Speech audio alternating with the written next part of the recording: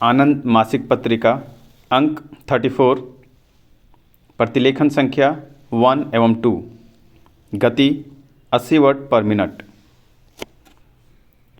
महोदय, 11 तथा 13 मई को भारत के माननीय वर्तमान प्रधानमंत्री के निर्णयानुसार पोखरण में परमाणु विस्फोट की घटना स्वतंत्र भारत के इतिहास में तो महानतम है ही, 20वीं शताब्दी के इतिहास में भी महान घटनाओं में से एक है। पूर्व प्रधानमंत्री के पोखरण में किए परमाणु विस्फोट को देश लगभग भूल चुका था तथा उस समय देश की सुरक्षा की वे भयंकर परिस्थितियां भी नहीं थी जो आज देश के सामने हैं।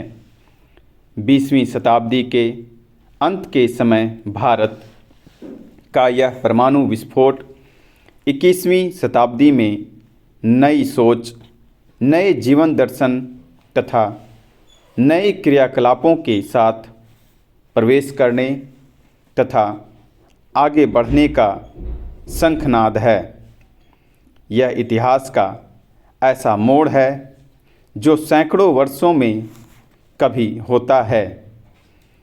इस विस्फोट में जिस प्रकार की गोपनीयता बनाई रखी गई तथा विश्व शक्तियाँ भी जिस प्रकार इस महान घटना से अनजान बनी रही, उसने भी भारत की क्षमता, सामर्थ्य तथा कुशलता को सारे विश्व के सम्मुख स्पष्ट कर दिया है। संसार की दृष्टि में साधुओं और सर्पों का देश भारत आज विश्व का परमाणु शक्ति संपन्न देश बन गया है तथा संसार का ऐसा छठा देश है जिसने अपने ज्ञान, विज्ञान तथा स्वदेशी साधनों से परमाणु शक्ति पर अपना अधिकार तथा नियंत्रण स्थापित कर लिया है। इस महान घटना ने न केवल भारत की जनता का माथा ऊंचा किया है तथा देश के प्रति प्रेम एवं गर्व उत्पन्न किया है, बल्कि प्रवासी भारतीयों ने भी गर्व और स्वाभिमान का अनुभव किया है। श्री वाजपेयी के निर्णयानुसार हुए इस विस्फोट ने सारे विश्व में हलचल उत्पन्न कर दी। इसके समर्थन और आलोचना के वक्तव्य तथा लेख प्रकाशित होने लगे तथा मीडिया में चर्चा का सबसे प्रमुख मुद्दा बन गया। लेकिन एक आश्चर्य की बात यह हुई कि हमारे साहित्यकारों ने इस घटना पर कोई विशेष प्रतिक्रिया व्यक्त नहीं की, तो अखिल भारतीय हिंदी परिषद दिल्ली प्रदेश ने निर्णय किया कि साहित्यकारों के बीच इस घटना का विश्लेषण किया जाए तथा यह तय किया जाए कि साहित्यकार की क्या भूमिका हो सकती है। साहित्यकार यह जानते हैं कि देश की सीमाएं असुरक्षित हैं तथा आतंकवाद के जरिए पाकिस्तान ने अघोषित युद्ध छेड़ हुआ है। चीन की विस्तारवादी नीतियां किसी भी समय हमारी सुरक्षा के लिए खतरा बन सकती है तथा बांग्लादेश से भी वहां के नागरिकों का बराबर प्रवेश हो रहा है। भारत आर्थिक क्षेत्र में प्रगति कर रहा है। महोदय, अखिल भारतीय साहित्य परिषद दिल्ली प्रदेश ने 24 जून को नई दिल्ली में भारत का परमाणु परीक्षण और साहित्यकार की दृष्टि विषय पर साहित्यकारों की एक गोष्ठी की।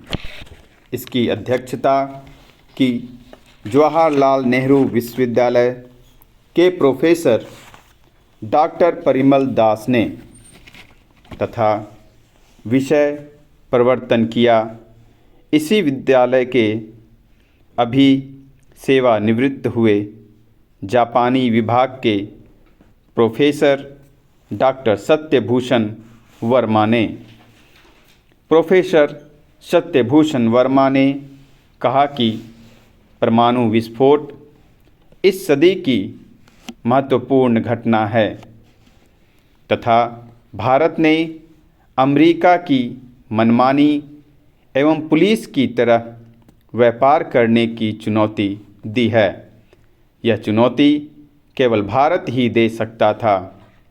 भारत ने अणुबम का प्रयोग किया तथा उसके पास अपरिमित अणुबमों का संग्रह है, लेकिन वह दूसरों को शिक्षा दे रहा है।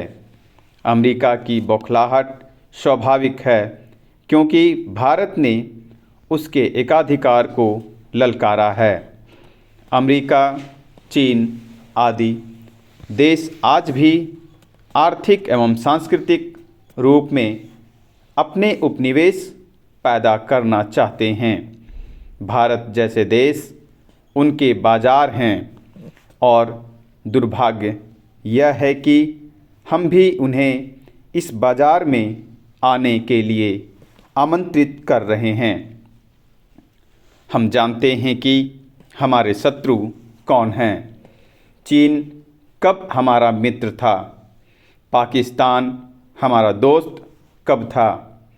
अमेरिका ने तो बांग्लादेश के युद्ध के समय अपना जहाज़ बंगाल की खाड़ी में भेज दिया था। भारत कई दशकों से पूर्ण निशस्त्रीकरण का प्रस्ताव करता रहा है, लेकिन किसी ने उसकी बात नहीं सुनी। अब नाभिकीय परीक्षण किया, तब भी ये देश निशस्त्रीकरण की बात नहीं कर रहे हैं। ये देश भारत को घेरना चाहते हैं, लेकिन भारत ने अब बता दिया है कि यह संभव नहीं है। भारत का यह विस्फोट वास्तव में एक शांतिपूर्ण विश्व की स्थापना के लिए, जिसमें सबल और दुर्बल देश बराबर होंगे। भारत 21वीं सदी में इसी दृष्टि से जीना चाहता है।